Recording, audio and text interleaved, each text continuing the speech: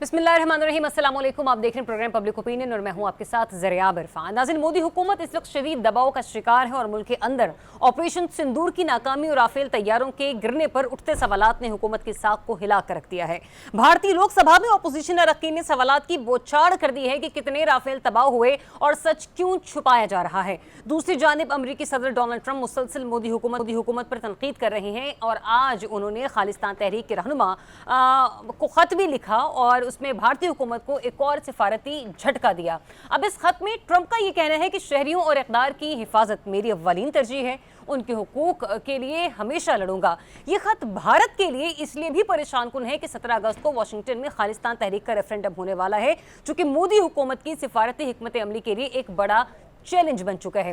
दूसरी जानिब पाकिस्तान में बानी पीटीआई की 9 मई मुकदमात में जमानत की दरख्वास्तों पर सुप्रीम कोर्ट की समाअत 12 अगस्त तक के लिए मौखर कर दी गई।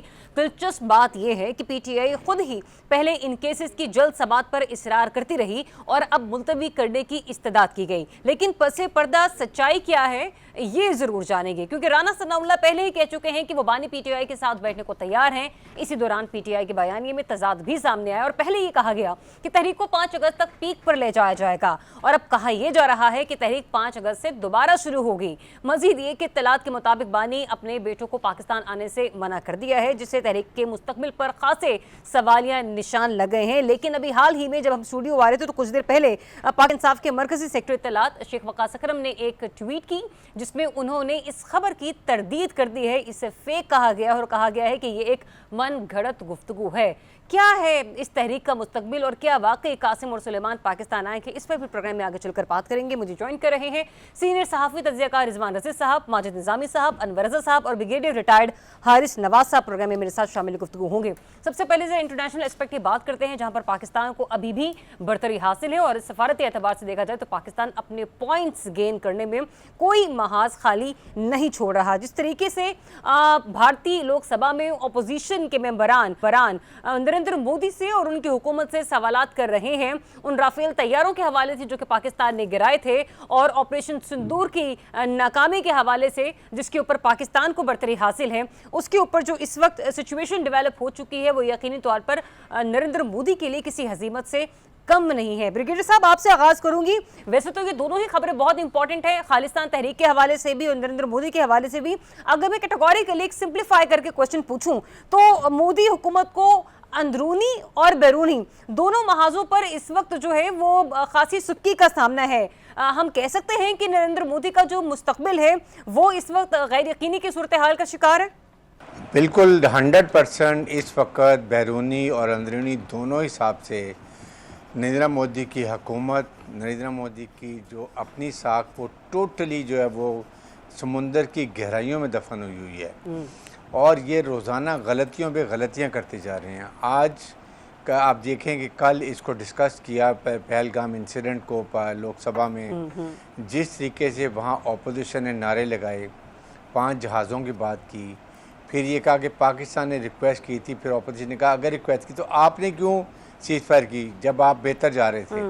ही हैड नो आंसर। उसके बाद उसी डेट को आप जाके श्रीनगर में 3 सो कॉल्ड से ड्रामा में आप 3 बेचारे निहत्ते कश्मीरियों को जो इनकी कैद में इंटेलिजेंस एजेंसी की उनको ला के वहाँ पर एनकाउंटर करते हैं, मार देते हैं। और आप ये देखें, मुझे हैरानी होती है कि ये किस किस्म की कौम है, कोई अक्ल भी नहीं है। पाकिस्तानी चॉकलेट्स उनके पास निकली हैं। इमेजिन करें कि ये चॉकलेट रेंज करके वो चॉकलेट खाने के लिए वहाँ गए हुए थे, वहाँ बैठे हुए थे। उसके बाद उनके पास पाकिस्तान में जो 12 रोल्स की लिस्ट है उनके पास, मुझे बताइए कि ये है कि जी ये पाकिस्तानियों का एक शनाख्त मिल गई है और ये वहाँ से वही लोग थे। जब आप गलतियों में गलती करते हैं, झूठ पे झूठ बोलते हैं, आपका बयानिया पिट जाता है, आपका मुंह काला हो जाता है। आपका जो अमेरिकन प्रेसिडेंट ट्रंप है वो 28 बार कहता है कि मैंने इसे सीज़फायर कराई है, डीएस्केलेशन कराई है, आप उसको नहीं मानते हैं। फिर अल्टीमेटली और आपको शर्मिंदा करने की कहता है कि इंडिया के 5 जहाज अगर वाकई इसमें कोई डोनाल्ड ट्रंप का किरदार नहीं था तो नरेंद्र मोदी ने एक बार भी हिम्मत नहीं की कि डोनाल्ड ट्रंप को कोई खासा करारा जवाब दे सके और उनको शट अप कॉल दी जा सके कि आप जो कह रहे हैं वो झूठ है। जनाब, ये उनकी देखें बात यह है कि वो बड़ा ही इनका ख्याल कर रहे हैं और वो इनको शटअप कॉल नहीं दे रहा। उसने शटअप कॉल ही दी है जब उसने ये कहा कि इनके 5 जहाज़ गिरे हैं, उससे क्लियर कर दिया, 2 दफ़ा कहा। वो अब इनसे इतना नाराज़ है कि भिगो भिगो के इनको जूते मार रहे हैं। और डिप्लोमेटिक लैंग्वेज में क्या कहे, या वो कहे कि तुम झूठ बोल रहे हो, ये फिर अल्टीमेटली वो कहना शुरू कर देगा। And is quite capable of doing so. इसलिए इस वक्त इंडिया में नरेंद्र मोदी का सूरज गरूब हो रहा है, इसके ऊपर प्रेशर है, 75 साल का समर में हो जाएगा, he is going to resign. ये मैं आपको यकीन से कह रहा हूँ 3 से 6 महीने में ये गुजरात के रेलवे स्टेशन पर जहाँ से ये उठ के आया था वहीं खोखा लगाएगा, वहीं पर चाय बेचेगा, और यही इसकी जगह असल में, क्योंकि ये ज़रूरत से ज़्यादा इसको अहमियत मिल गई थी। और ये जो 4 का टोला है ये इंडिया को ऑनेस्टली उस स्टेज पर ले गया जहाँ इंडिया की तरफ को देखना नहीं जाता। Pakistan has become a regional stabiliser. आपके सामने अभी अमेरिकन जनरल माइकल कुरेला आए हुए थे, सेंट्रल एशियन के 4 स्टेट्स के चीफ ऑफ डिफेंस स्टाफ आए हुए थे। Security, connectivity, intelligence sharing, training, operational readiness की बातें हो रही हैं। ईरान ने इनको छोड़ दिया, बांग्लादेश ने किक आउट कर दिया। पाकिस्तान, ईरान, बांग्लादेश, चाइना, ये मुल्क हैं इस रीजन के अंदर अब आ गए हैं। India is side line, India is totally outline. India को अब कोई पूछ नहीं रहा, ना इनकी फ़ौज लड़ाका, ना इनकी लीडरशिप को कोई विज़न है। Pakistan is emerge at the real stabiliser. और chief army staff field marshal Asim Munir को देखें कितनी दुनिया कहाँ कहाँ बुला रही है, और जिस तरीके से उन्होंने पूरी कौम को यकजा किया। और उसके बाद इसमें तो कोई नहीं, सारे एस्पेक्ट में पाकिस्तान की सिफारती कामयाबी जो है वो यकीनी है। मैं दोबारा आती हूँ ब्रिगेडियर साहब आपकी तरफ, जरा मैं इसी तरह मामले को थोड़ा लेकर आगे बढ़ूंगी। रज़ी साहब, किसी भी मुल्क में जब उसकी ऑपोजिशन होती है तो वो जो हुकूमती कारकर्दगी है उसका आईना होती है, और जिस तरीके से लोकसभा में बार बार इस ऑपरेशन के हवाले से बातचीत की जा रही है, हत्ता कि वो लोग जो पहले इस गवर्नमेंट में सर्व कर चुके हैं वो भी ये बात करते हुए दिखाई दे कि जो पाकिस्तान ने राफेल गिराया वो भारतीय पंजाब में जाकर गिरा, और इस जाकर उन्होंने खुद वहाँ की तस्वीर भी ली उस मकाम की, और वो जो तस्वीर हैं वो प्रेजेंट भी की गई सामने। तो सर कितना अलार्मिंग है ये, कितना चैलेंजिंग है ये अब नरेंद्र मोदी के लिए विद इन द इंडिया? देखिए, हमारे जो तर्जुमान हैं पाक फ़ौज के अहमद शरीफ साहब, उन्होंने ये कहा था कि हम जब आपको मारेंगे तो हमें बताना नहीं पड़ेगा, आपको दुनिया बताएगी और आपको खुद पता लगेगा। वो एग्जैक्टली हो रहा है इस वक्त। अभी ये तैयारों की तादाद अगर आपको याद हो तो मैंने इसी प्रोग्राम में कुछ अर्से पहले कहा था कि ये और बढ़ेगी। उस वक्त तक भारत 1 या 3 तैयारे माना था, अब वो 5 का ऐलान तो अमेरिका की तरफ से हो गया, लेकिन कल इनकी लोकसभा के अंदर 7 का फिगर भी जो है वो भी बोला गया है कि जी 7 तैयारे हमारे गिरे हैं और 5 उसके अंदर जो हैं वो राफेल हैं। और एक ऑपोजिशन के मेंबर ने तो ललकार कर ये भी कहा कि अगर ये गलत बात है तो आप 35 के 35 राफेल तैयारों की परेड करवा दें, डिस्प्ले कर दीजिए कि वो मौजूद हैं आपके पास। और ये भी आलमी लेवल के ऊपर ये खबरें घूमती रहीं कि भारत ने ये भी कोशिश की कि दुनिया में और जो ममालिक जो उसके अहबाब में या दोस्तों में शामिल हैं और जिनके पास राफेल मौजूद हैं, वो उनसे वो लेके तो 35 अपने पूरे दिखा सके। लेकिन मिस्र ने तो इनकार भी कर दिया और इसकी खबर भी लीक कर दी कि भारत ने हमसे रिक्वेस्ट की थी तो हमने वो नहीं दिया। लेकिन अब आप देखिए, भारत के पार्लियामेंट के अंदर ये जो सेशन चल रहा है, इसमें वही बात कही जा रही है जो 12 तारीख को पाकिस्तान फौज के तर्जुमान ने कह दी थी, और वही बातें दोहराई जा रही हैं। जो ब्रीफिंग हुई थी, एक डिटेल्ड ब्रीफिंग जो हुई थी, मेरा ख्याल 11 या 12 मई को हुई थी, उसके अंदर जिस तरह नक्शे बना के और ये बताया गया था कि किस तरह से पाक फौज ने और पाक एयरफोर्स ने हिट किया है, वही बातें अब उनकी पार्लियामेंट के अंदर अपोजिशन की तरफ से गुफ्तगू की शक्ल के अंदर दोहराई जा रही हैं। उनके साबिक मेरा ख्याल है सफारती ओहदेदार चिदम्बरम साहब, उनको अब ललकार रहे हैं अमित शाह साहब पार्लियामेंट में खड़े होकर कि आप पाकिस्तान को बचाने के लिए आ गए हैं। अरे भाई, वो पहले दिन से आपकी जो दिफाई और खारजा पॉलिसी है उसके नाकद हैं और कहते हैं कि आप दोनों महाज के ऊपर नाकाम हो चुके हैं।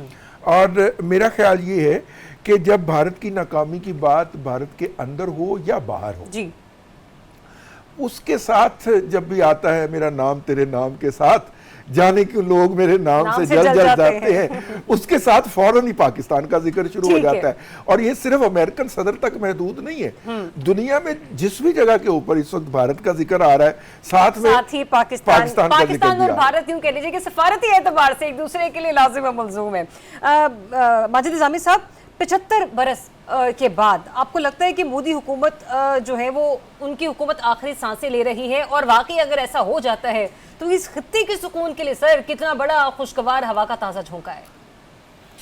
जी, मेरे ख्याल में इंडिया में इस वक्त जो फॉरेन पॉलिसी है या गवर्नमेंट ने जिस तरह से भी अपनी पॉलिसी को ड्राइव किया है, उससे हमारे लिए टेक अवेज़ क्या हैं, हम उससे क्या सबक ले सकते हैं। अगर हम उनका इस वक्त पार्लियामेंट का सेशन सुने, अपोजिशन की तकारीर सुने, तो हमें ये पता चलता है कि जब सच बमुकाबला कौमी मुफाद का मसला आता है और आप सच छुपाते हैं और अपनी कौम को गलत इन्फॉर्मेशन फीड करते हैं, तो कहीं ना कहीं फिर उस बबल ने जो है वो ख़त्म होना होता है। और इसी बुनियाद पर अब वो सारी चीज़ें उनके पार्लियामेंट में डिस्कस हो रही हैं।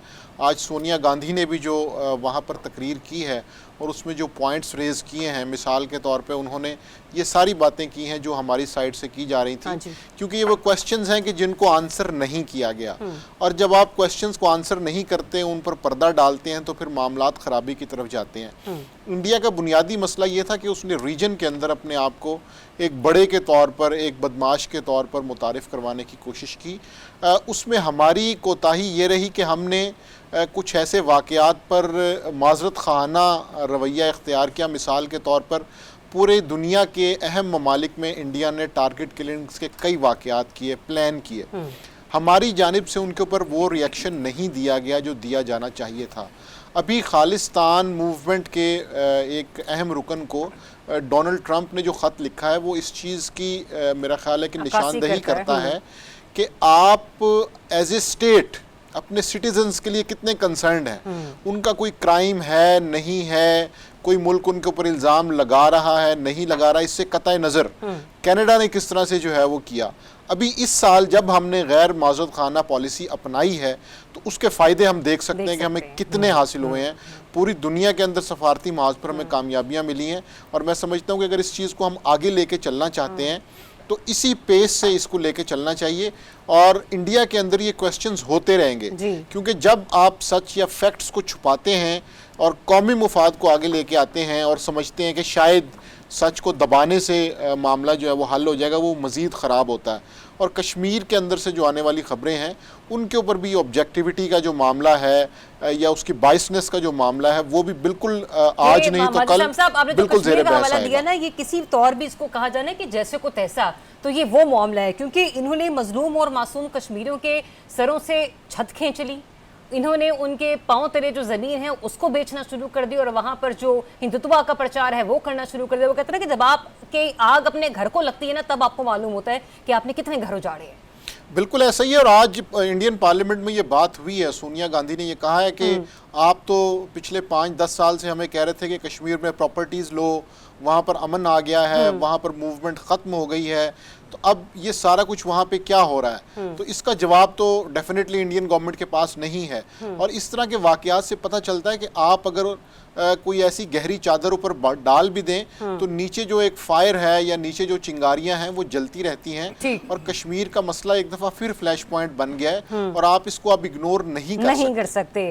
वो कहते हैं कि मौके को गनीमत जानो अनवर रज़ा, तो हम किस हद तक इस मौके से फ़ायदा उठा सकते हैं? क्योंकि अब खालिस्तान इशू की तरफ भी डिबेट को ले आए माजिद निज़ामी साहब, तो मैं आपसे दोनों मामले पर आपकी राय लेना चाहती हूँ। एक तो ये कि 17 अगस्त को वाशिंगटन में खालिस्तान रेफरेंडम होना है, उससे पहले डोनाल्ड ट्रंप ने जो खत लिखा है और जिसमें उन्होंने जो बातें की हैं तिजारत के हवाले से, टैरिफ के हवाले से, दफ़ाई खर्चात के हवाले से, अमरीकी इक़्तिदार पर मबनी पॉलिसियों के हवाले से भी जोड़ दिया गया। इसका मतलब कि माइंड मेकिंग किसी हद तक डोनाल्ड ट्रंप कर चुके हैं। और दूसरा ये जिससे मैं पहले बात कर रही थी, जहां पर पाकिस्तान का कद भारत से कई दर्जे ऊंचा है पूरी दुनिया के सामने, वो भी इस वक्त नरेंद्र मोदी के लिए जो है ना वो गले की हड्डी बन चुका है, गले का तौक बन चुका है। Zaryab, thank you so much. देखिए, हमें इस दिफाई कामयाबी को बड़े भरपूर तरीके से इसके समारात हासिल करने चाहिए थे। मेरा ख्याल था कि पाकिस्तान जब इस दिफाई जंग में कामयाब हुआ, फिर उन्होंने जिस तरह सिफारती बरतरी हासिल की, उसके साथ साथ हमें कश्मीर के इशू को बड़ा अच्छे तरीके से हाईलाइट करना चाहिए था।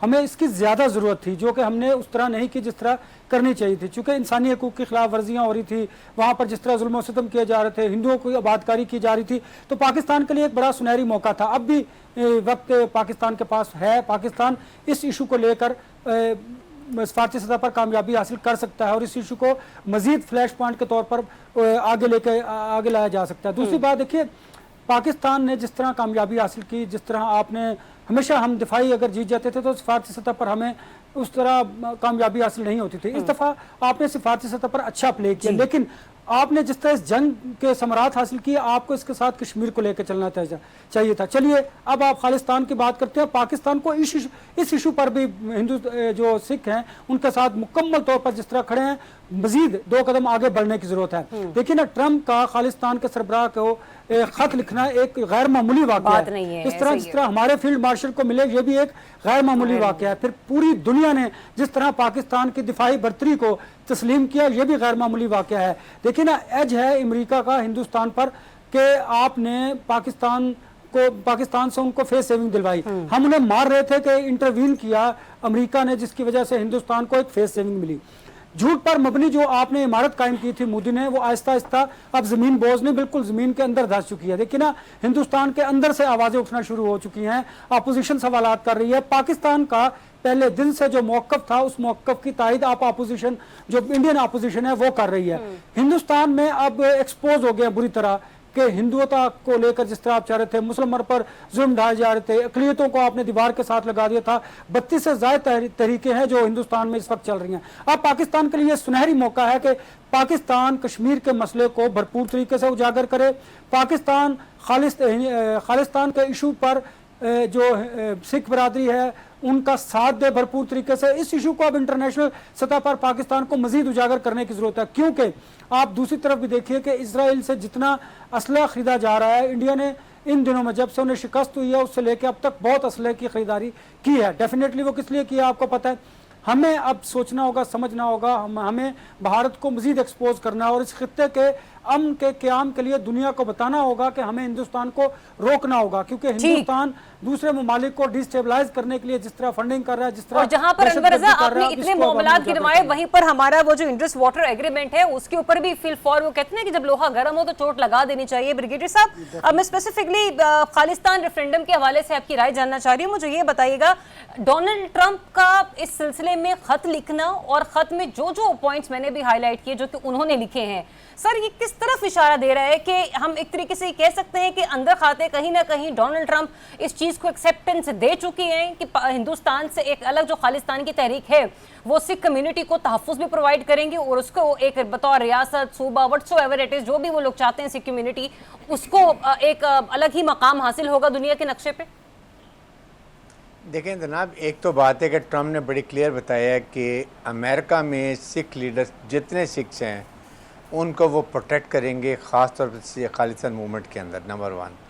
Number 2, this is the first time Pakistan को चाहिए कि जिस तरीके से इंडिया बलूचिस्तान में जो कुछ कर रहा है, इंडिया जो कुछ पाकिस्तान में प्रॉक्सीज यूज़ कर रहा है, this is the time to repay India, और उसके लिए खालिस्तान को खुल के सपोर्ट करें, सिखों को खुल के। हमें अपोलोजेटिक नहीं होना चाहिए। This is the time we have to be very bold और वेरी अफर्मेटिव, और बताएं दुनिया को कि इंडियन को कि हम साथ हैं इनके, हम इनकी मदद करेंगे।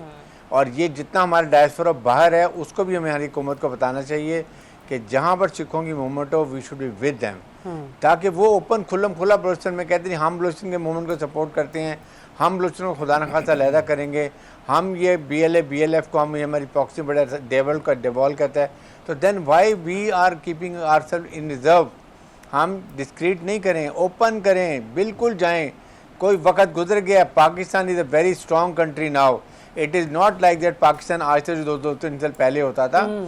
दे listen to us, Middle Eastern countries, Americans, China, Iran, सब पाकिस्तान को देखते हैं, Bangladesh, other small countries in our region, everybody is looking towards Pakistan. इसलिए हमें अभी ऑफेंसिव डिप्लोमेसी पे जाना है। कश्मीर के बारे में देखें कश्मीर के बारे में जो पाकिस्तान ने जैसे इंडिया को मारा है और हमने अपनी मसल दिखाई है, मिलिट्री मसल, कश्मीरियों का दिल बहुत बड़े हो गए हैं। This is the time we should encourage them to, वो इंडिजिनस वहाँ से आप आज़ादी की मूवमेंट दोबारा शुरू करें। ये जो इन्होंने ये जो ऑपरेशन महादेव शुरू किया है, ये बड़े शैतान, इनको पता है कि वो मूवमेंट स्टार्ट होने लगी है, इसलिए वो वहाँ दबा रहे हैं, उनको दबाना चाहते हैं। तो पाकिस्तान को चाहिए ये वहाँ ज़रूर वहाँ पर मूवमेंट स्टार्ट हो गया। अब देखें दे नो कि अभी पाकिस्तानी बहुत स्ट्रांग हो गए हैं। ये चीज़ों को हमें अब कैश करने की ज़रूरत है। फॉरेन ऑफिस को भी, कश्मीर कमेटी को भी, सबको मिलकर करना चाहिए। सही। रिजवान रशीद साहब, ये तो हम लोगों को मालूम है कि इस सिचुएशन को जितना जल्दी एडवांटेज लिया जाए उतना ही पाकिस्तान के लिए कश्मीर के मामले में और बलूचिस्तान में होने वाली दहशतगर्दी के हवाले से खासी सूटेबल टाइम है हमारे लिए। लेकिन सर मीनवाइल मैंने एक सवाल किया था ये इंडस वाटर एग्रीमेंट के हवाले से, सर उसके ऊपर भी अभी पेशरफ्त कोई नहीं हुई है, मामला वहीं का वहीं रुका है। सिफारती कामयाबियाँ हमारी दुरुस्त दिफाई एतबार से कहीं तौर पर हमें एज हासिल है, लेकिन ना चाहते हुए भी सर ये मामला किसी हल की तरफ आता हुआ नजर नहीं आ रहा। देखिए, जब सीज फायर करवाया था तो उस वक्त जो ट्वीट है ट्रंप साहब का, उसके अंदर बड़ा वाज़े तौर पे लिखा हुआ था कि दोनों ममालिक जो हैं इसके बाद किसी तीसरी जगह के ऊपर बाहमी मसाइल के हल के लिए मिलकर बैठेंगे। मेरा ख्याल है कि माजिद निज़ामी साहब ने जो पॉइंट आउट किया, मैं थोड़ा सा उसको आगे बढ़ाना चाह रहा हूँ। सबसे पहले टारगेट किलिंग का आगाज़ भारत ने पाकिस्तान के अंदर से किया था, और माजिद निज़ामी साहब जैसे बहादुर लोग थे जिन्होंने इस पर आवाज़ उठाई, और पाकिस्तान के निज़ाम के अंदर से इनके ऊपर जो दबाव आया, मेरा ख्याल है वो दबाव भी हटना चाहिए। सही। हम सिर्फ ये पॉइंट आउट कर रहे थे कि हर वो शख्स, हर वो सहाफ़ी जो कश्मीर के लोगों की खुद मुख्तारी की और हक़ खुद इरादियत की बात करता है, उसके लिए पाकिस्तान में सहाफ़त मुश्किल बना दी गई। जो हर वो फ़र्द, हर वो कोई सियासी कारकुन जो कश्मीरियों के लिए आवाज़ उठाता है, उसकी टारगेट किलिंग शुरू कर दी गई। तो जब इस बात को पॉइंट आउट किया गया तो अब मेरा ख्याल है वो हटना चाहिए। आप इसका अंदाज़ा यूँ कीजिए कि ये कितने बदमाश हो गए थे कि कनाडा में इन्होंने एक टारगेट किलिंग करके खालिस्तान के लीडर को कत्ल किया, नज्जर को, और उसके बाद भारत ने अमेरिका के अंदर इसी तरह खालिस्तान मूवमेंट के एक लीडर को कत्ल करने की कोशिश की, जो वहाँ की एजेंसियों ने ट्रैप कर ली, और उसके अंदर वहाँ पे भारतीय एम्बेसी का एक आला ओहदेदार मुलव्वस था। और ये कितने चौकन्ना थे कि इनको पहले पता चल गया, इन्होंने उसको भगा दिया। अमेरिकन ने इंतज़ार किया जी, और जब वो शख्स भारत से निकल कर चेक रिपब्लिक गया तो वहाँ से उन्होंने उसकी कस्टडी ली और उसको अमेरिका ले गए। इस वक्त वो अमेरिकन एजेंसीज के ज़ेरे तफ्तीश है, और वो जो कुछ भी बोलेगा वो भारत के खिलाफ होगा। हमें भी इसमें से निकलना चाहिए। लेकिन जो आपने कहा ना इंडस बेसिन ट्रीटी, उसके हवाले से एक ब्रेक ले लूं, कहा जा रहा है आप आती हुई से कंटिन्यू करते हैं, ठीक है? इंडस वाटर जो एग्रीमेंट है उसके ऊपर आकर डिस्कशन करते हैं। मजीद कुछ अपडेट्स हैं वो भी आपके साथ शेयर करनी, माजिद निज़ामी साहब को भी मैं इसमें दोबारा से शामिल गुफ्तगू करूंगी। एक ब्रेक लेते हैं, स्टे ट्यून्ड। जी वेलकम बैक वंस अगेन। नाज़रीन, दोबारा इसी टॉपिक को लेकर जरा मैं आगे कंटिन्यू करूंगी क्योंकि माजिद निज़ामी साहब की भी गुफ्तगू और उनका तजिया भी बाकी था। माजिद निज़ामी साहब, चंद सवालात जो सिर्फ पाकिस्तानियों के जहनों में नहीं थे, ये हमारे लिए ज़्यादा अच्छी बात है कि इंडिया में जो रहने वाले लोग हैं और जो सूझबूझ रखने वाला सियासी तबका है वो बार बार नरेंद्र मोदी से ये सवाल कर रहा है कि जब पाकिस्तान ने आपको पेशकश की थी गैर जानिबदाराना तहकीक के हवाले से, तो आपने उस चीज़ को एक्सेप्ट क्यों नहीं किया? क्योंकि आप तो एक तरफ दावा ये भी कर रहे थे कि आपके पास जो शवाहिद हैं वो मौजूद हैं। इसकी आपको वजह क्या नज़र आ रही है? क्योंकि आम फहम आदमी तो जाहिर सी बात है उसके लिए एक बड़ी ही दिलचस्प बात है कि ये सब कुछ झूठ पर मबनी है जो कि नरेंद्र मोदी ने सामने रखा और अपने गोदी मीडिया के थ्रू उसने मैनिपुलेट करवाया। लेकिन सवाल तो ये बनता है, और फिर दूसरा ये कि जैसे मैंने पहले भी बात की थी कि अगर इतने ही तहफ़्फ़ुज़ात हैं और आपको लगता है कि ये जो किया ये सब कुछ डोनाल्ड ट्रंप ने नहीं किया, तो वहाँ पे लोकसभा के मेंबरान भी बोल रहे हैं कि भाई थोड़ी जुर्रत करें, थोड़ी हिम्मत करें, ट्विटर पर लिख डालें कि जो डोनाल्ड ट्रंप है वो झूठ कह रहे हैं या वो इस अमल में शरीक नहीं थे। जी बिल्कुल, ये आजकल जो डिबेट हो रही है वहाँ पर बड़ी इंटरेस्टिंग है और मेरा ख्याल है कि सबको वो देखनी चाहिए, और उसमें इस तरह के जो पॉइंट्स सामने आ रहे हैं वो इस बात का इजहार हैं कि उनकी जो इंटरनल पॉलिसी है और जो एक्सटर्नल पॉलिसी है उसके अंदर बहुत से फ्लॉज हैं। अब वो उन्होंने इंटेंशनली अगर उसमें किए हैं और उसको वो केटर नहीं कर पा रहे, तो उससे उनकी मज़ीद बदनामी और रुसवाई होगी। मिसाल के तौर पर आज ही के सेशन के अंदर जब पहलगाम इंसिडेंट में मारे जाने वालों के नाम पढ़े जाने लगे तो गवर्नमेंट साइड से उनको हिंदू कहा गया और अपोजिशन की साइड से उनको भारतीय कहा गया। तो उससे ये पता चलता है कि एक ह्यूज डिफरेंस है थॉट में कि गवर्नमेंट किस साइड पे लेके जाना चाह रही है चीज़ों को, किस तरह से वो उसका एक मंजरनामा बयान कर रहे हैं, और दूसरी तरफ अपोजिशन उसको किस तरह से रोक रही है और उसके खिलाफ एक पेशबंदी कर रही है कि आप ये चीज़ें ना करें। तो जब हम इस तरह की पेशबंदी, बल्कि वो शायद सर अपनी कौम को भी आगाही देने की कोशिश कर रहे हैं कि जो आपके साथ किया जा रहा है, जो पिक्चर आपको दिखाई जा रही है वो सरीहन गलत है। और बिल्कुल जिस तरह अभी मीडिया की बात हुई है तो वो जो एम्बेरसमेंट का सामना उनको करना पड़ा है, लाहौर की बंदरगाह जिस तरह उन्होंने तबाह की या बाकी जो उन्होंने मामलात किए, तो वो सारे मामलात को जब अब आप डाइसेक्ट करते हैं और वहाँ की ऑपोजिशन से अब वो सेंसिबल वॉइसेस आ रही हैं कि आप बराह करम इस तरह के जो लायानी दावे हैं उनसे परहेज करें और जो फैक्चुअल बातें उस पर लेके चलें। हर जंग के आखिर में आप अपने नुकसानात का, अपने फ़ायदों का बिल्कुल कौम को बताते हैं और उसकी एक स्ट्रेटजी बनाते हैं। अगर आप इस चीज़ को छुपा लेंगे तो आज की जो मॉडर्न वर्ल्ड है उसके अंदर आप ये कर नहीं सकते। तो इसलिए पाकिस्तान को कश्मीर के मामले पे भी थोड़ा सा एक एग्रेसिव स्टेप लेना चाहिए और गैर पायदाराना पॉलिसी से निकल कर एक ऐसी मुस्तकिल मिजाज पॉलिसी और हिकमत अमली बनानी चाहिए कि जिससे ये मामला वक्त के साथ साथ आहिस्ता आहिस्ता दुनिया में ज़्यादा हाईलाइट हो।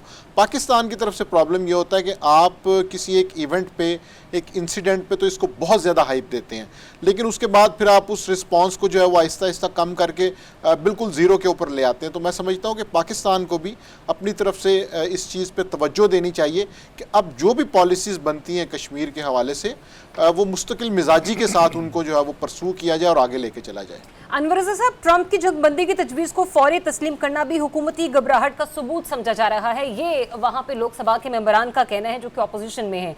फिर दूसरा ये भी अमरिंदर सिंह साहब ने ये गुफ्तगू फरमाई, उन्होंने इंकशाफ किया कि एक राफेल तैयारा बसियाना एयरफोर्स स्टेशन के करीब तबाह हुआ, जिसका पिछला हिस्सा गिरने से एक शख्स जाँ बहक और 9 जख्मी हुए।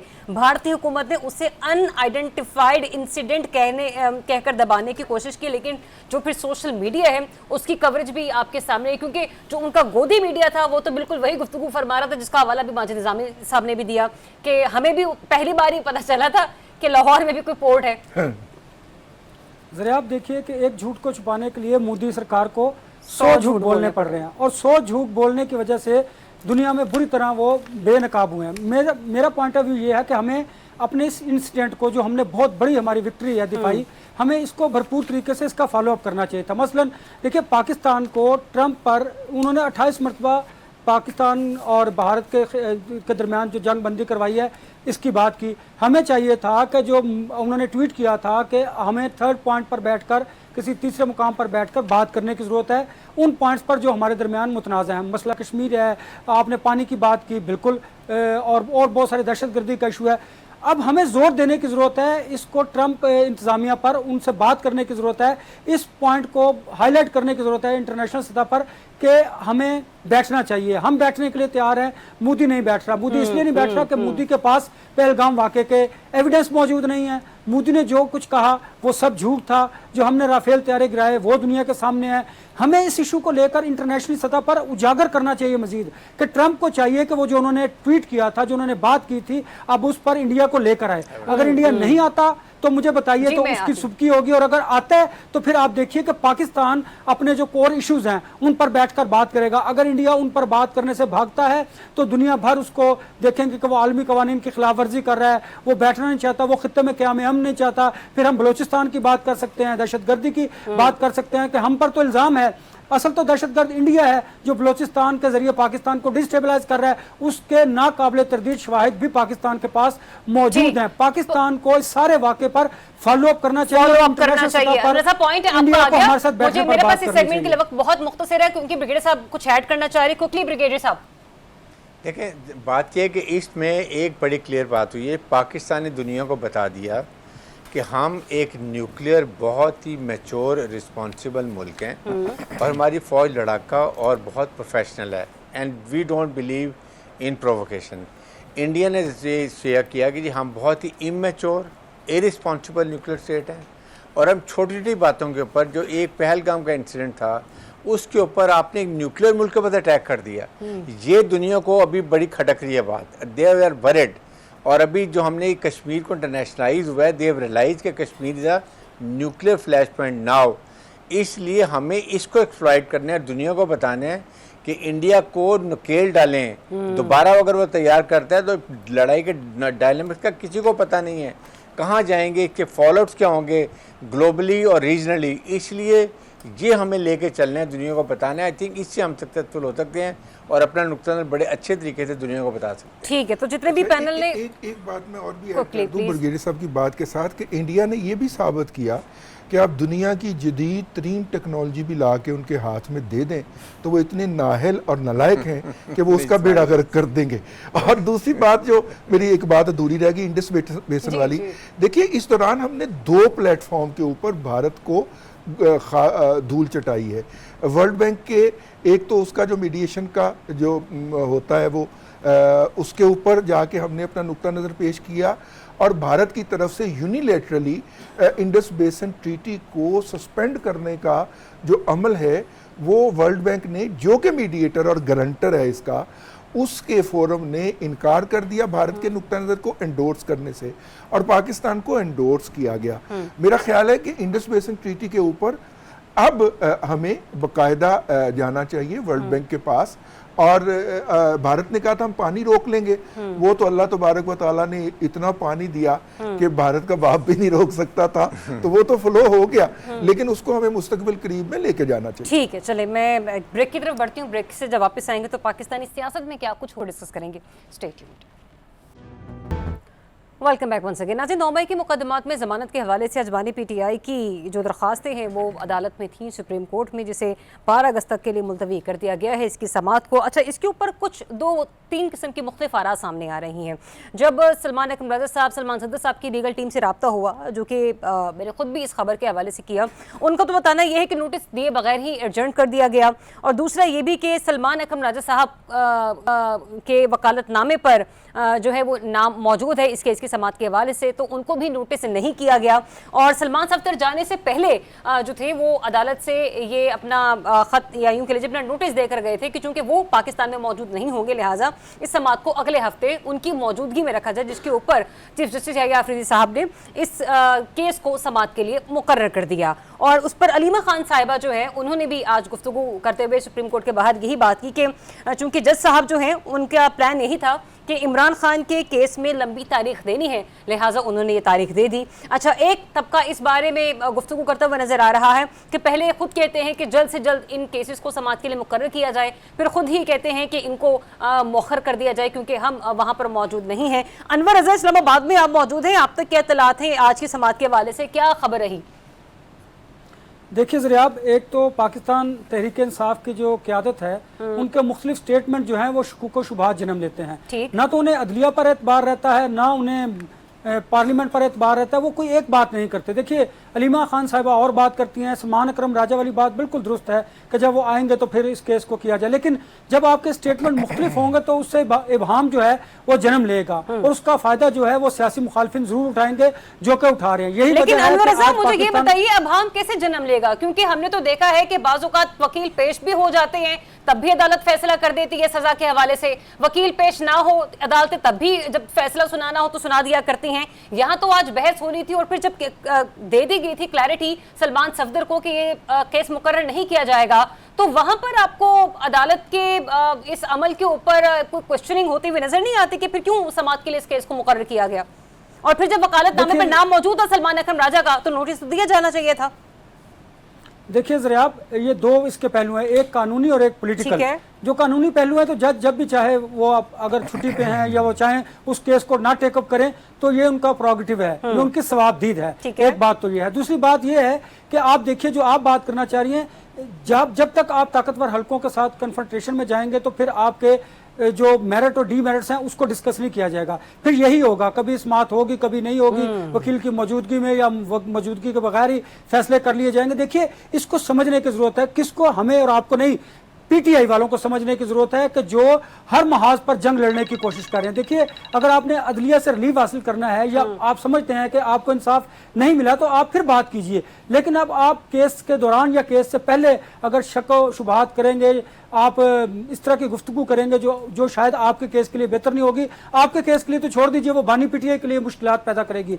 80% जो मुश्किलात हैं वो पाकिस्तान तहरीक इंसाफ की खुद पैदा करता है। देखिए ना, जब मुज़ाकरात का वक्त होता है आप एहतजाज करना शुरू कर देते हैं, जब एहतजाज का वक्त होता है फिर आप पार्लियामान के अंदर एहतजाज शुरू कर देते हैं।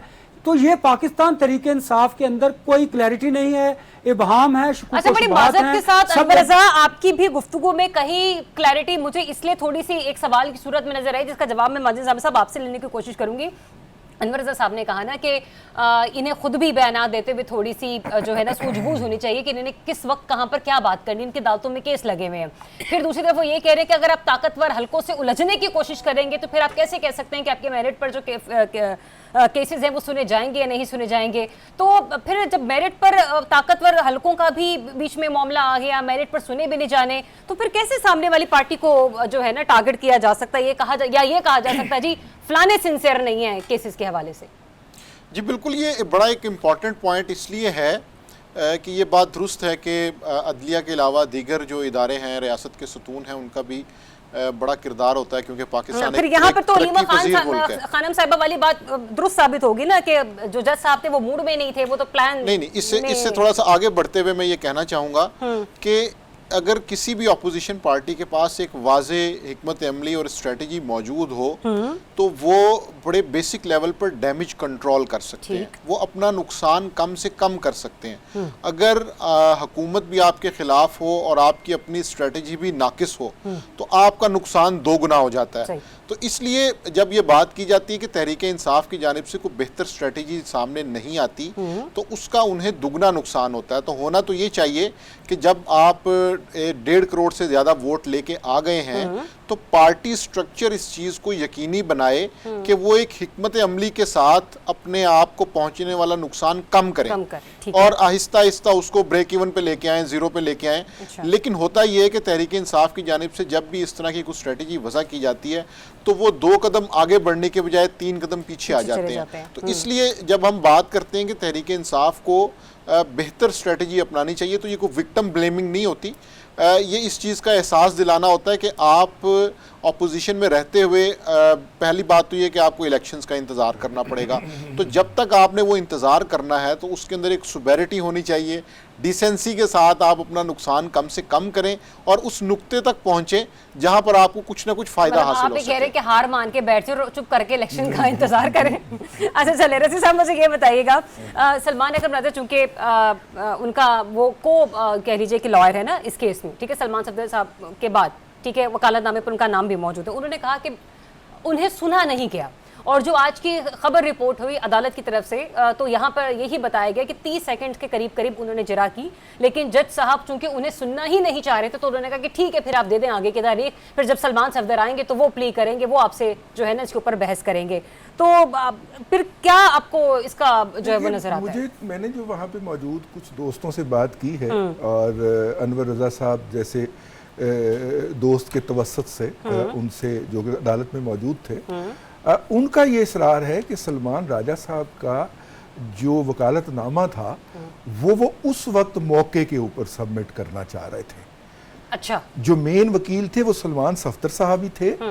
अच्छा, पिछले दिनों पीटीआई ने मुलाकात की थी जनरल याहिया कह रहा हूँ, जस्टिस याहिया अफरीदी साहब से, क्योंकि पीटीआई जो है वो आजकल याहिया अफरीदी साहब को जनरल याहिया खान के नाम से लिख के सोशल मीडिया पे उनकी ट्रोलिंग कर रही है। अच्छा। तो इसलिए मेरे मुंह से भी निकल गया। हाँ। तो अब जनाब वो याहिया अफरीदी साहब से मुलाकात की और उन्हें शिकवा किया कि हमारे मुकदमात नहीं लगते।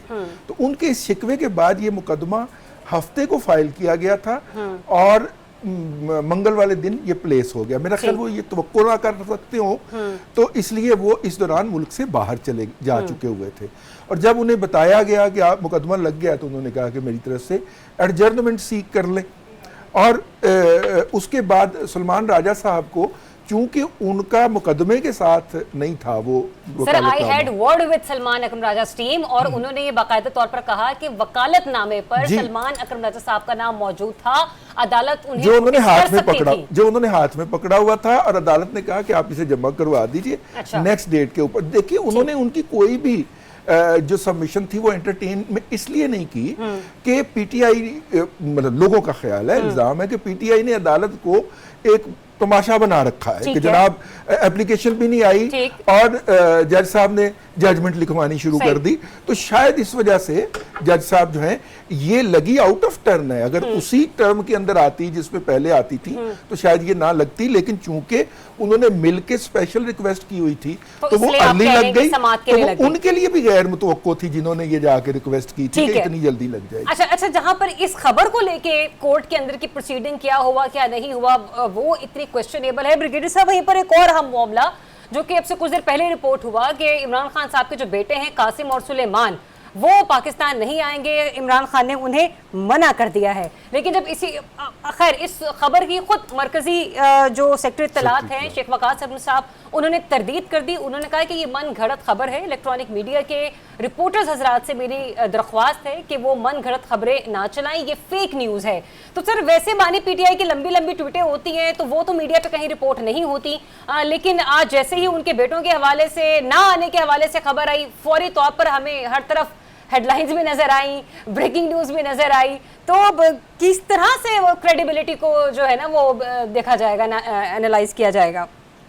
देखें, एक बात तो बड़ी क्लियर है कि बिल्कुल अगर उनके बेटे अपने वालिद से मिलने आते हैं तो ज़रूर हैं, लेकिन अगर वो आके पार्टी को लीड करना चाहते हैं, जलसों में जाना चाहते हैं, that is going to be disaster. इसलिए कि देखें इस वक्त पार्टी का स्ट्रक्चर ठीक नहीं है, पार्टी लीडरलेस है ना। पंजाब में सारे पार्टी के लीडरशिप आपके अरेस्टेड हैं, जिनको सजाएँ हो गई हैं।